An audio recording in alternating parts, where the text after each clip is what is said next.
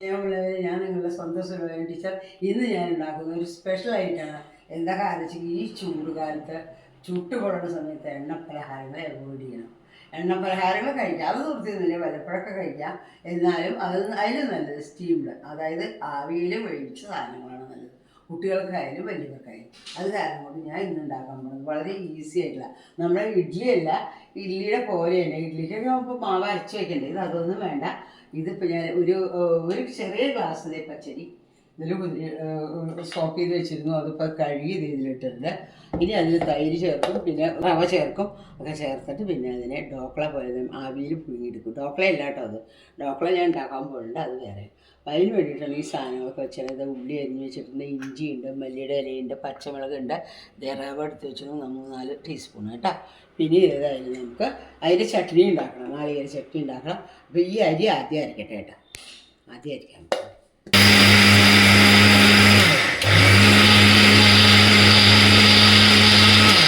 ഒന്നും കൂടി അരക്കട്ടെ കേട്ടോ, ഞാൻ നല്ല പോലെ അരക്കണം. അതിന് വേണ്ടിയിട്ടാണ് ഒന്നും കൂടി ഒരു പച്ചമുളകിൻ്റെ കഷ്ണം ഇടുക. ഇത് തന്നെ ഒരു കഷ്ണം ഇഞ്ചി. ഇഞ്ചി ഇപ്പോൾ നിർബന്ധമൊന്നുമില്ല കേട്ടോളൂ, ഇഞ്ചി നല്ലതാണ്, അതായത് ഞാൻ ഇഞ്ചി ഇട്ടു കേട്ടോ. ഇനി അതിൽ ആവശ്യത്തിന് ഉപ്പ്. ഇനി പോരാത്ത നോക്കി നമുക്ക് ചേർക്കാം. ഉപ്പിട്ടു.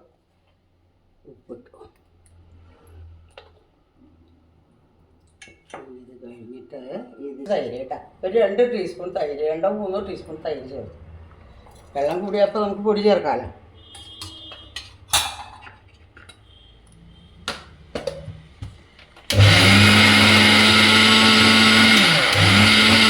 അരച്ചൊഴിച്ചു കേട്ടോ, ഇതിലൊഴിച്ചു.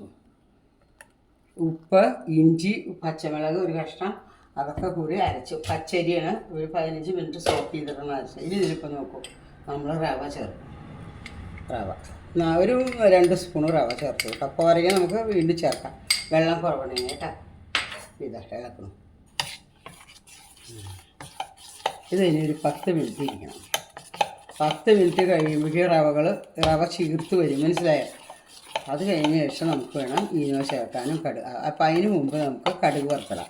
കടുക് വറുത്തിട്ടിട്ട് ചട്നി ഉണ്ടാക്കാൻ കടുക് വറുത്തിടുകയും ചെയ്യും. അതെ, ഇത് അവിടെ ഇരിക്കട്ടെ കേട്ടോ, ഇത് അടച്ച് വയ്ക്കട്ടെ. ഇത് ചട്നിയുടെ അരക്കണത് കേട്ടോ, തേങ്ങ ചട്നിയാണ് ഉണ്ടാക്കുന്നത്. അപ്പോൾ കുറച്ച് തേങ്ങ എടുക്കാം, കുറച്ച് തേങ്ങ, പിന്നെ കുറച്ച് കപ്പലണ്ടി. അങ്ങനെ ഇടുന്നത് ചട്നി സ്പെഷ്യലാണ്. തേങ്ങയും കപ്പലണ്ടിയും കൂടി അരച്ചിട്ടുള്ള ചട്നിയാണ്. ഒരു 5-8 കപ്പലണ്ടി ഇട്ടുള്ളൂ, അത് നല്ലൊരു ടേസ്റ്റ് കേട്ടോ, അതിന് വേണ്ടിയിട്ടാണ്. പിന്നെ ഇതിൽ ചേർക്കേണ്ടത് പച്ചമുളക് ചേർക്കണം. പച്ചമുളക്, ഒരു കഷ്ണം ഇഞ്ചി, ഒരു നുള്ളി ഇഞ്ചി ഞാൻ നുറുക്കി വെച്ചിട്ടുണ്ട്, ഇഞ്ചി കേട്ടോ, അത് ചേർത്തു. പിന്നെ ഒരു തരി ഉപ്പ്.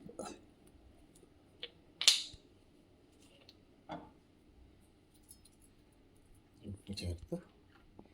എന്നിട്ട് അതിൽ വെളുത്തുള്ളി ഇഷ്ടമുള്ളവർക്ക് വെളുത്തുള്ളി ചേർക്കാം, ഞാൻ വെളുത്തുള്ളി ചേർക്കുന്നില്ല കേട്ടോ.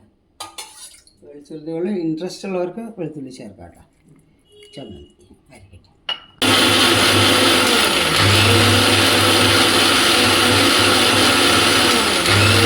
നല്ല പോലെ അറിഞ്ഞു, ഇത്ര അറിഞ്ഞാൽ മതി കേട്ടോ. കുറച്ച് കടുക് ഇട്ടു കേട്ടോ, കുറച്ച് കടുക് ഇട്ടു. വെളുത്തുള്ളി വേണമെങ്കിൽ ഇടാം, ഞാൻ വെളുത്തുള്ളി ഇട്ടിട്ടില്ല, അതെനിക്ക് ഇഷ്ടമില്ല. അത് കാരണം കൊണ്ടാണ് ചട്നിയിൽ വെളുത്തുള്ളി വേണ്ട. ഇത് എനിക്ക് കിടക്കണം.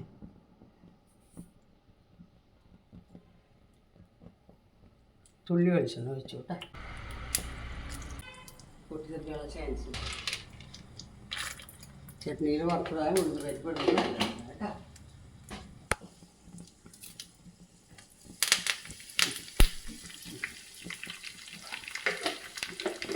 രണ്ട് കഷ്ണം ഇഞ്ചി ഇട്ടു, 2 പച്ചമുളക് ഇട്ടു. ഇനി മല്ലിയുടെ ഇല ഇടാം. മല്ലിയുടെ ഇല നമുക്ക് അതിൽ ഇട്ട് വേണ്ട, അത് ഞാൻ വാങ്ങിയിട്ടിടാം കേട്ടോ. കടുക് പൊട്ടി. പിന്നെ ഞാൻ എന്താ ചെയ്യുന്നത്, ഈ ചട്നിയിലിട്ട് കുറച്ച് ചട്നിയിൽ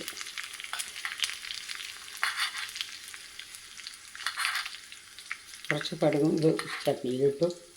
കുറച്ചില്ല ഈ മാവ് കഴിച്ചു കേട്ടോ. ചൂടാക്കണം, ചൂടാറുന്നത് ശരിയല്ല. എല്ലാം മണം കേട്ടോ, ഉഗ്രമാണ്. എന്താ മണം, ഭഗവാൻ ഈശ്വര.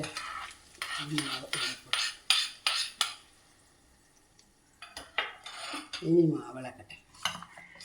മാവ് കുറച്ച് വെള്ളമായിട്ടുണ്ട്, അത് കാരണം ഞാൻ 2 ടീസ്പൂൺ കൂടി റവ ചേർക്കാൻ പോവാട്ടോ. റവ ചേർത്തിട്ട് ഈനോ ചേർക്കണം, അപ്പോഴേ ഇത് ശരിയാവുള്ളൂ. ചേർക്കാം കേട്ടോ. അല്ല, ഇതിൻ്റെ കൺസിസ്റ്റൻസി ശരിയാവണം, അതിന് വേണ്ടിയിട്ടാണ് ഇത്. ഇനി 10 മിനിറ്റ് ഇതിങ്ങനെ ഇരിക്കണം. 10 മിനിറ്റ് ഇരുന്നതിന് ശേഷം ഇതിൽ ഈനോ ഇടണം, ഉപ്പ് ചേർക്കണം. ഉപ്പ് കുറവാണ്, അപ്പോൾ ഉപ്പ് ചേർക്കാം. അത് കഴിഞ്ഞിട്ടാവുക കേട്ടോ. അവിടെ ഇരിക്കണം. പാക്കറ്റ് ഈനോ നമ്മൾ ഇത് പുളിച്ചിട്ടൊന്നുമില്ല, അപ്പോൾ അതിന് വേണ്ടിയിട്ടാണ് ഈ ഈനോ ഇടുന്നത്.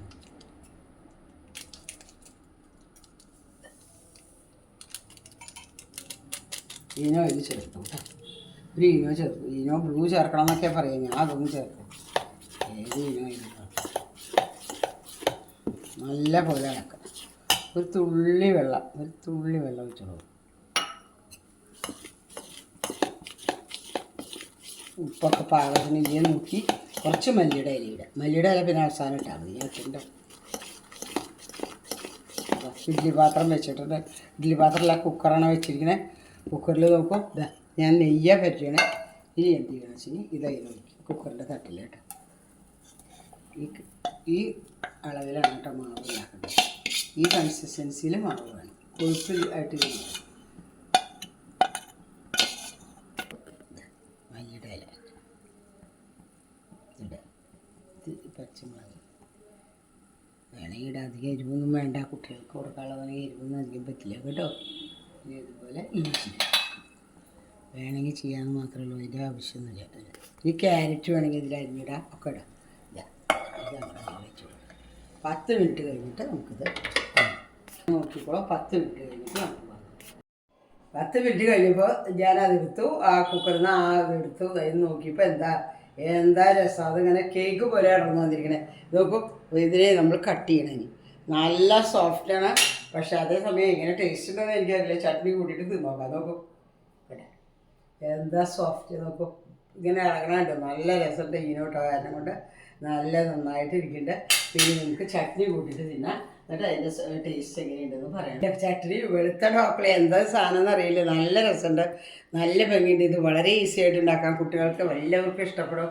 ഈ തേങ്ങ ചട്നി കൂട്ടി കൊടുത്ത് നോക്കും. എല്ലാവർക്കും ഈ ചൂട് കാലത്ത് സ്കൂൾ വിട്ട് വരുമ്പോൾ കുട്ടികൾക്കും വലിയവർക്കും എല്ലാവർക്കും ഓഫീസിൽ നിന്ന് വരുന്നവർക്കും എല്ലാവർക്കും കഴിക്കാൻ പറ്റിയ ഒരു പലഹാരമാണ്. ഇത് എല്ലാവർക്കും ഇഷ്ടമാകുമെന്ന് ഞാൻ വിചാരിക്കുന്നു. വളരെ സോഫ്റ്റാണ്, പഞ്ഞി പോലെ ഇരിക്കേണ്ടത്. പിന്നെ അത് മാത്രമല്ല, നിങ്ങളിത് വളരെ ന്യൂട്രീഷ്യസുമാണ്. അതിന് പുറമെ നിങ്ങൾക്ക് ഇതിൽ ഡ്രൈ ഫ്രൂട്ട്സ് വേണമെങ്കിൽ ചേർക്കാം.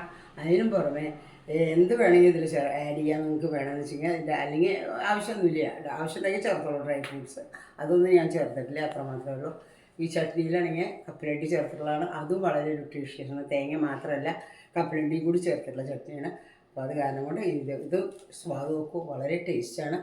ഈ വീഡിയോ ഇഷ്ടമാവണമെങ്കിൽ എല്ലാവരും സബ്സ്ക്രൈബ് ചെയ്യുമോ, ലൈക്ക് ചെയ്യുമോ, ഷെയർ ചെയ്യാൻ മറക്കരുത് കേട്ടോ. എന്ന് നിങ്ങളുടെ സ്വന്തം സുലോചന ടീച്ചർ.